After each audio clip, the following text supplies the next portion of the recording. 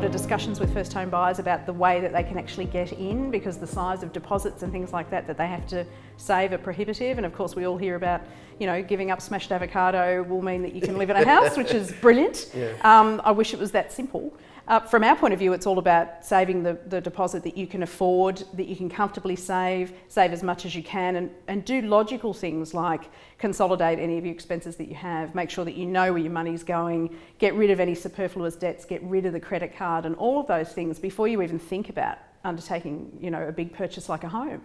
Aside from the fact that obviously from a financial point of view it's a sensible thing to do, it actually once again is about stress relief, really. You don't want to go into a purchase like that without consolidating everything else. First home buyers, I think, struggle a lot because unless, it seems to be at the moment, your parents can either be a great help or a great hindrance.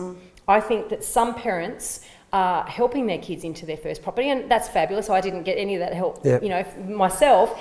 It'd certainly be wonderful. I wouldn't have said no. But I also see some of these parents bidding for their kids at auction, and I see them paying way too much for property. It's like dad comes out and says, right, well, I'm successful and I'm going to look after my little princess. And they just bid far too much.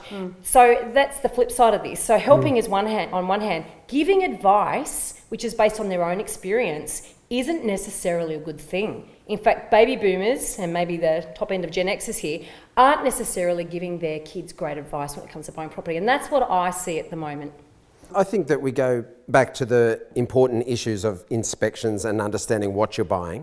So if you look at back when I first bought my property, we had to do a building inspection to make sure that it was structurally sound. And you must do that because you just don't want to be buying a mistake that you think looks great to renovate and then you realise that, you know, it needs underpinning, it's got no damp-proof courses, there's big structural issues.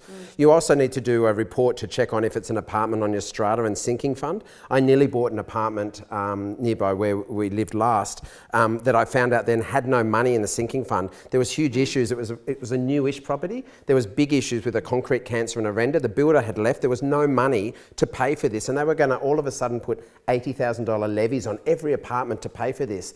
That's a lot of money to come up with so you can walk into it. You need your asbestos report and your pest inspection, but you can visually walk through a property. You know, I tell clients, walk through, look at the doorways and see if there's any cracks and movement. Where the doors and windows are, that's the first bit that's going to give way in a house. So they're very simple things that you can see yourself when you walk through before you even pay for any inspections.